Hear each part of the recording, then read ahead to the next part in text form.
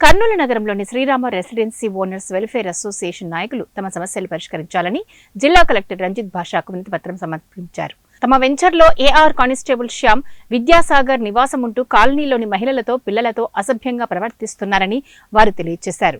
Colony వాసులను భయపెడుతూ తమకు వ్యతిరేకంగా ప్రవర్తిస్తే చంపుతామని భయపడుతున్నారని వారు కలెక్టర్కు వివరించారు. శ్యామ్, విద్యాసాగర్ కుమారులు సైతం కాలనీలో దురుసుగా ప్రవర్తిస్తున్నారని తెలిపారు.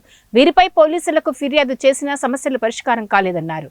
తమ వెంచర్లో ఓ కిరాణం షాపు విషయంలో గొడవ చోటు చేసుకుందని, ఈ ఘటనపై నాగులాపురం పోలీస్ స్టేషన్లో ఫిర్యాదు చేయగా పోలీసులు విచారణ చేసి విద్యాసాగర్ను మందలించారని కాలనీవాసులు తెలియజేశారు. కాలనీలో అందరూ మంచిగా ఉండాలని, గొడవలు వద్దు అని చెప్పినందుకు అసోసియేషన్ నాయకులపై అసభ్యంగా మాట్లాడి దాడి చేశారని అన్నారు.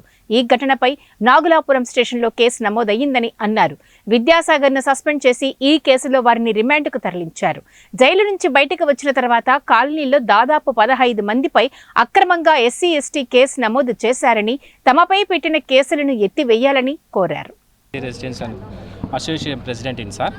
యాక్చువల్గా ఈ శ్యామ్, విద్యాసాగర్, ఆయన యొక్క 3 కుమారులు హరీషు, మహేష్, గిరీషు ప్రతిరోజు మద్యం తాగొస్తారు సార్. మద్యం తాగొచ్చి బయట నిలబడి మేము ధర్మపేట రౌడీలము, మాకు ఎవరైనా వ్యతిరేకంగా ప్రవర్తిస్తే లేపేస్తామని భయభ్రాంతులు గురి చేస్తున్నారు సార్. అలా చిన్నపిల్లలు ఎవరైనా ఆడుకుంటూ వాళ్ళ ఇంటి దగ్గర వాళ్ళకి సైకిల్ లాక్కోవడం అట్లా చేస్తుంటారు. అలా ఒక పిల్లవాడిని లాక్కోవడం వల్ల అది ఒక కేసు 4th టౌన్ వరకు పోయింది. వాళ్ళ మదర్ అడిగినారు, ఆమెను అసభ్యంగా తిట్టినాడు. ఆమె 4th టౌన్లో పోయి కేసు పెట్టింది. కానీ కేసు తీసుకోకుండా మందలించి పంపించేశారు. యాక్చువల్గా సార్ ఈ గొడవ ఎందుకు జరిగిందంటే, తన టెనెంట్ అయినటువంటి స్వప్న అనే ఆమెకు కిరాణా షాప్ను పెట్టించాలనే ఒక ఉద్దేశంతో అప్పటికే వెంచర్లో కిరాణా షాప్ ఈయన నిర్వహిస్తున్నాడు సార్. ఈయన పేరు మేడిశెట్టి శంకరు. ఈయనతో ప్రతిరోజు ఏదో ఒక సాకు పెట్టుకొని ఈయనతో గొడవ చేయడం. నువ్వు ఇక్కడ అందరు నిలబెట్టిస్తావు, అట్లా చేస్తావని ఈయనతో రోజు గొడవ పెట్టుకుంటున్నాడు సార్. 12వ తారీఖు ఏం చేసినాడంటే ఫుల్గా మద్యం తాగొచ్చి ఈయను వీళ్ళ అమ్మ పుష్పవతమ్మని అసభ్యంగా తిట్టినాడు సార్. మీరు షాప్ కాల్ చేసి వెళ్ళిపోతారా లేదా మిమ్మల్ని చంపేయాలా అన్నాడు సార్. సో ఈయన ఏం చేసినాడు, 13వ తారీఖు నాగలాపురం పిఎస్లో కంప్లైంట్ చేసినాడు సార్.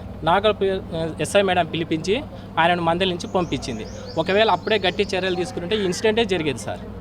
ఆయన వచ్చిన తర్వాత మళ్ళీ ప్రతిరోజు ఏరా నా పైన కంప్లైంట్ ఇస్తావా, నిన్ను ఉండనియనని ప్రతిరోజు కూడా దూషిస్తూ ఉన్నాడు సార్. ఆ దూషించే సంబంధించిన